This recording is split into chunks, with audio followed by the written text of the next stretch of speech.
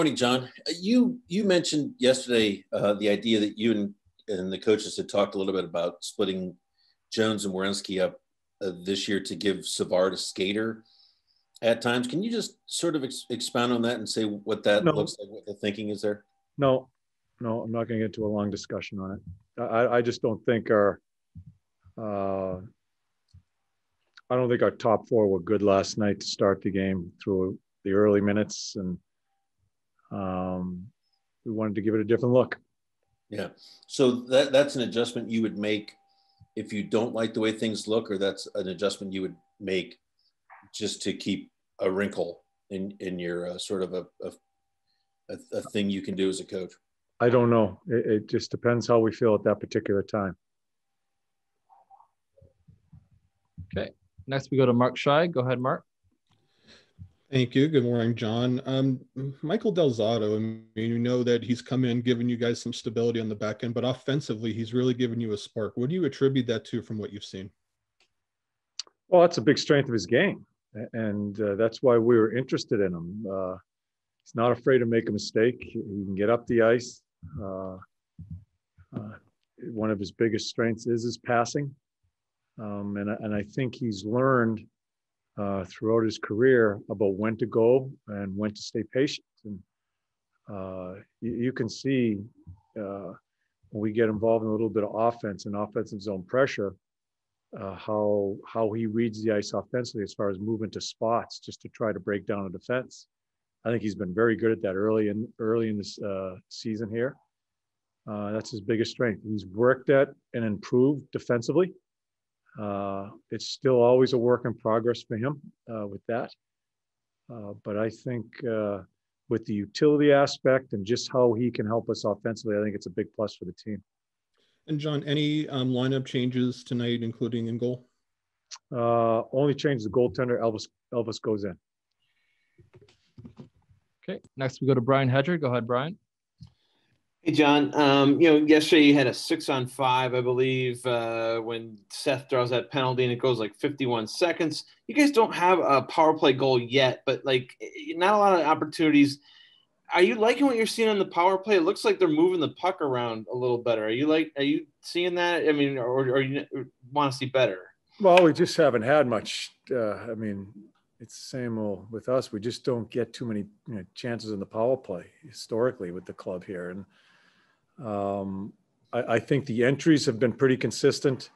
We make a nice seam play. I think Max makes a nice play to Bemer yesterday through the seam. There's been some good things to it. It's hard to really make a judgment on it because we really haven't had many opportunities. Yeah. I mean, if that kind of trend continues, you don't always have to score goals, right? To have the power play affect the game and help you guys change that momentum a little bit. Yeah, you can help your team as far as good momentum. It can hurt your team also. If it's just a really bad one, it depends on where it is in the game. Yeah, so we have spent more time this preseason in camp, even though it was shorter than others, on special teams. And we're hoping if we get some sort of flow and some success with our power play, that'll help us with our confidence as far as our offense. And as we've stated right from the beginning of the year, we have tried to put more time into the offensive play. We're hoping that our power play gets consistent in a stretch and helps us there with our total 5-on-5 play.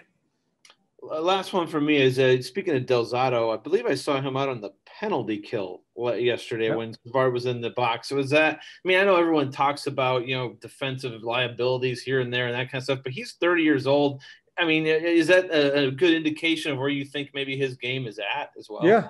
Shazi did some work with him during camp and felt he could be a guy that you can put in there. And that's the big thing with him and signing him. He can fill in on a power play.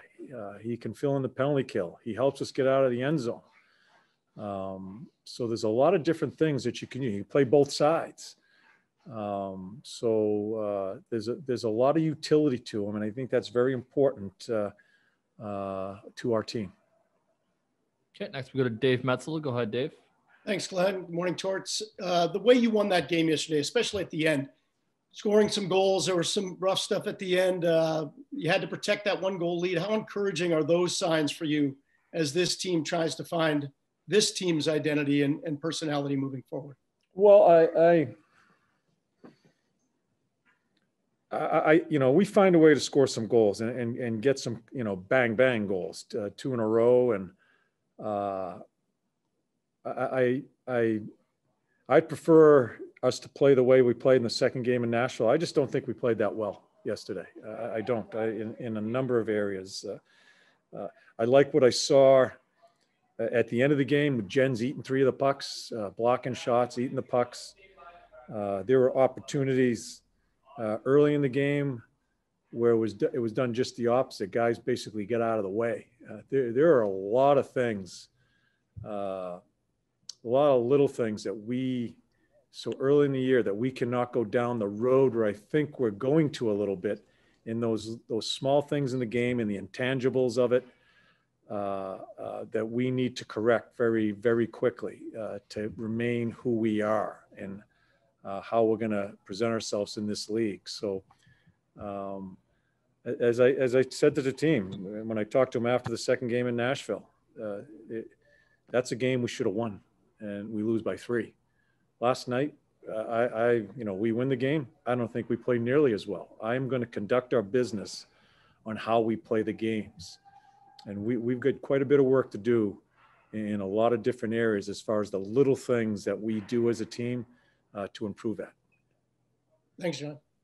Okay, we'll go to Aaron Portzline. Go ahead, Aaron. Yeah, John, you mentioned the block shots by Jenner, and then you've got, I don't know if you had Werenski and Bjorkstrand fighting on your bingo card early this season, but early in the season, how fortifying can just those sites be late in the game? Yeah, we always talk about the blue, about protecting the blue. In a league where it's kind of a no-hitter and no more fighting and stuff like that, that's a very, as I answer in Dave's question, that's a very important part of our being is making sure we're protecting our goalie. And if we take penalties in that area, I think those are the ones you kill off. So glad to see they stepped in. Fights, yeah, I guess that's what they were. And it's good to see some other people involved in that. My concern is some of the people, no, you know what, I'll leave it alone for now.